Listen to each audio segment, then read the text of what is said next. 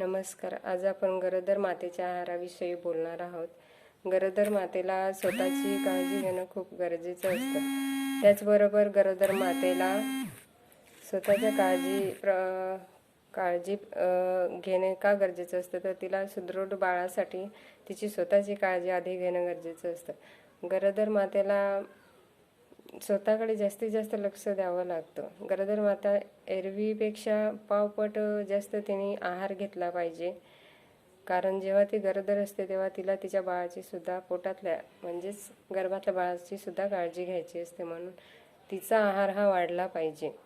गरोदर मातेचे वजन हे कमीत कमी 10 ते 12 किलोने वाढणे खूप गरजेचे असते आणि त्यासाठी गरोदर मातेला योग्य तो आहार घेणं खूप गरजेचं असतं.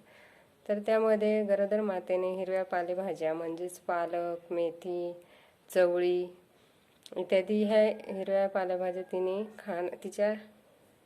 तिच्या आहारामध्ये घेणं खूप गरजेचं असतं.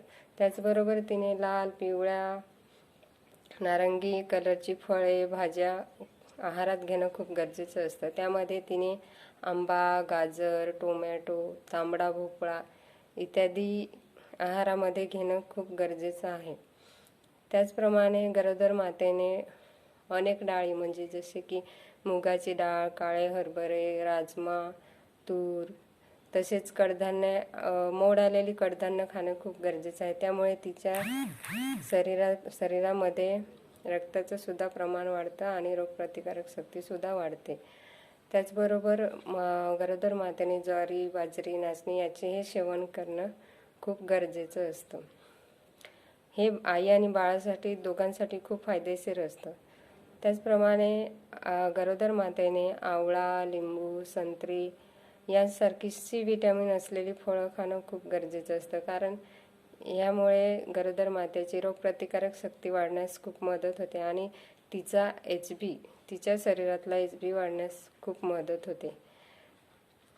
ह्या सगळ्यांबरोबर मातेने संतुलित प्रमाणात असलेलं आयोडीनयुक्त मीठ खाणं खूप गरजेचं असतं, कारण यामुळे बाळाची बुद्धीची क्षमता वाढण्यासाठी मदत होते आणि त्याच्या मानसिकतेचा विकास होण्यासाठी हे खूप फायदेशीर असतं.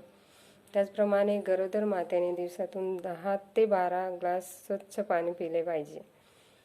तसेच गरोदर मातेने आता हा जसा आहार घेणं गरजेचं आहे, त्याचप्रमाणे तिने अनेक इतरही गोष्टी आहेत ज्या तिने करू नये, म्हणजेच विडी, तंबाखू, सिगारेट, दारू इत्यादी जे अंमली पदार्थ आहेत ते तिने गरोदर असताना सेवन करू नये, कारण त्यामुळे तिच्या गर्भातील बाळाला धोका पोचू शकतो.